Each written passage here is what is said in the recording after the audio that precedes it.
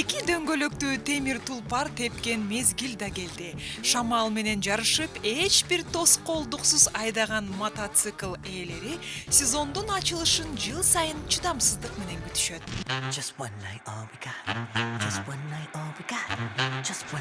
Атайын экипировкаланып алган мотоциклистти ким деп ойлойсуз? Мырзабы же айымбы? Шлемин чечкенде чырайлуу кызды көрүп, биз дагы камеранын артында суктанып турдук. Айым Султанбекова эки баланын мээримдүү апасы, сүйүктүү жар жана мото сүйүүчү. Ар бир кишиде хобби болуш керек да.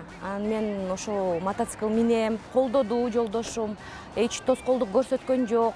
Каражат берип алып берди. Менин жолдошум негизи сонун киши да.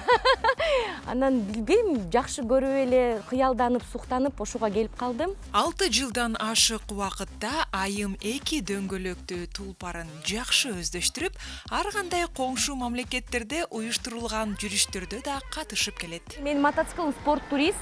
Алыс жолдорго да, шаардын ичинде да айдаганга аябай ыңгайлуу мотоцикл. Реклама кылып кетейин. Шаардан алыс Алматага чейин барып келгем, көлгө барып келгем. Бизде саммит болот Тажикстанда. Тажикстанга барабыз, тажик досторубуз бизди күтүп атышат. Экинчи каарманыбыз Бейшенкулов Максат. Бул жигит спорттун көп түрү менен алектенет. Бирок мотоциклга болгон сүйүүсү өзгөчө экенин айтып өттү. Это не только хобби, был уже жизнь болуп калды. Тон мотоциклы, быт, стресс, давление, плохое настроение, полный ошо. Тоого барып чыгарып келесиң да. Быйылкы мотосезондун ачылышы Айкөл Манас күч бирдикте ураны астында өтөт. Манас эпосы кыргыз элинин улуттук байлыгы. Андыктан быйылкы мотосезондун ачылышы өзгөчө болот. Белгилей кетсек, 300 байкер заманбап аранжировкадагы Манас айтуунун коштоосунда шаргыдырат. Биз Манас неменен жүргөн? Ат менен жүргөн туурабы? Биздин мотоцикл бул деле ошол темирдин тулпары деп койсок болот да. Манас биздин тарыхта жүргөн ата бабаларыбыздан ушу биз милдеттүү болдук, ошону чыгарып, ошону колдогонго. Экипировкабыз башка болот, доспехтан чыгабыз деп атабыз.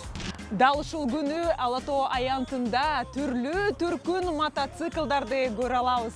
Бизге коноктор келет, ошондой эле мен айтып кеттим, Узбекистандан, Тажикистандан, Казакстандан конокторубуз келет. Биз ошо эпосубузду айтып, учкаштырып, тоолорубуздун, жаратылыштын байлыгын көрсөтүп, Кыргызстан кандай эркин өлкө деп көрсөтөлү деп чечтик. Белгилей кетсек, жыл сайын мото сүйүүчүлөрдүн саны арбып барат. Алар Кыргызстанда гана эмес, чет өлкөдө уюштурулган иш-чараларга катышып турушат. Айсулуу Асанбекова, Мырза Мамбетов, Улуттук биринчи канал, Замана студиясы.